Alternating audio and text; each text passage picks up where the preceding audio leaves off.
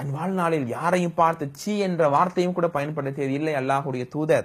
அப்படி தன்னை கண்ணியப்படுத்துவதை போல் தன்னுடைய சகோதரர்களை கண்ணியப்படுத்தி இருக்கிறார்கள். அதை முதலாவது அறிவுரையாக சொன்னார்கள். இரண்டாவதாக சொன்னார்கள், அலா அறிந்து கொள்ளுங்கள் மக்களே, குல்லு ஷைஇன் மின் அம்ரில் ஜாஹிலியா தஹ்த கதமி மவ்தூ. அறியாமை கால பழக்க வழக்கங்கள் அனைத்தையும் இதோ இந்த நாளில் என் கால் கீழ் போட்டு மிதிக்கிறேன் என்று பெருமானார் சொன்னார்கள். அறியாமை கால பழக்கம் என்ன?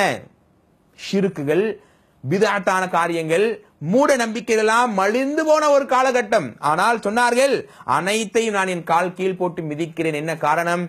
பெருமானார் தீண்டாமையை ஒழித்தார்கள், இணை வைப்பை ஒழித்தார்கள், குர்ஆன் ஹதீஸுக்கு மாற்றமான அனைத்து பிதஅத்துகளையும் ஒழித்தார்கள். அந்த ஒரு உத்வேகத்தை நாமும் தீர்மானமாக உறுதியாக இதோ ஹஜ் பயணத்தை சிறப்பாக தியாகத்தோடு, கண்ணீரோடு, இறை அச்சத்தோடு தியாகத்தை அல்லாஹ்வுடைய கால ஒப்படைத்து கொண்டாட தயாராகி கொண்டிருக்கிறோமே.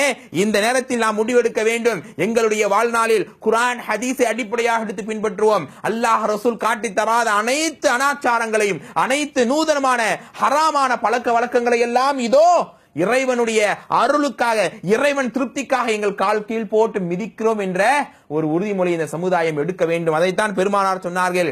ஏன் மார்க்கம் காட்டித் தராத பிதஅத்துகளை செய்தால் அது வழிகேடுகள்.